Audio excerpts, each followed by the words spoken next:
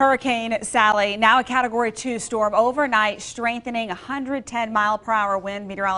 Chief Meteorologist Ed Bloodsworth has told us that this morning.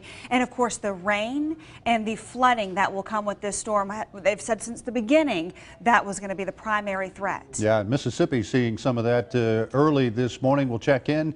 Meteorologist Colleen Peterson is with us now live from the Mississippi Gulf Coast this morning. Good morning, Colleen. Good morning. Well, yesterday I was along the Mississippi Gulf Coast, but as Sally continued to track eastward, it's looking like a likely landfall along southern Mobile County. Now, I'm in Daphne, and conditions are starting to escalate. Right now, we're seeing not a strong tropical storm force winds, but over the next few hours, hurricane force winds are likely. Again, Sally is strengthening. Now landfall as a strong Category 2 hurricane around 5-6 o'clock in the morning and under a flash flood warning here in Daphne. Now, looking around me, you can see the trees are already blowing in the wind. We've had storm reports actually just a few streets down from me on Deer Street. A tree is blocking the roadway. Using my flashlight, you can see the trees are blowing in the wind. Wind gusts right now up to 60 miles per hour. Again, still a few hours out from Sally making landfall, but debris is covering the roadways.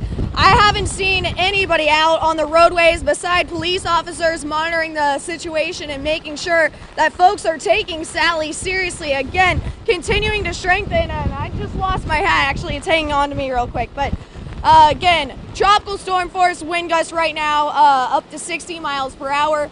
Sally is now continuing to wobble, so a landfall somewhere along South Mobile County and possibly over in Escambia County and Pensacola. But I'll be here monitoring the situation, and back to you guys. Well, Colleen, you are in Daphne this morning. Tell us, and you mentioned you haven't seen a lot of people on the road. That is good news. We are glad to hear that. Tell us about your drive in, where you came from, and what that was like.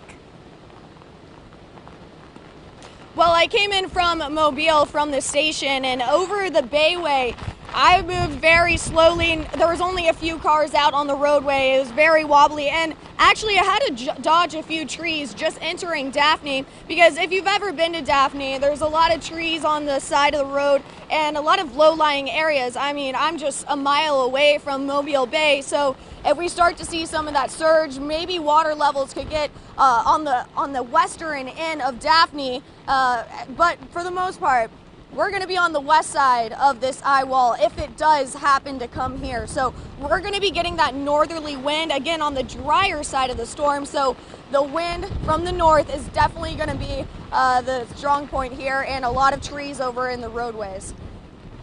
Colleen Peterson in Daphne. And Colleen, we'll be checking with you periodically through the morning. We thank you very much for standing out there in the elements. Wow.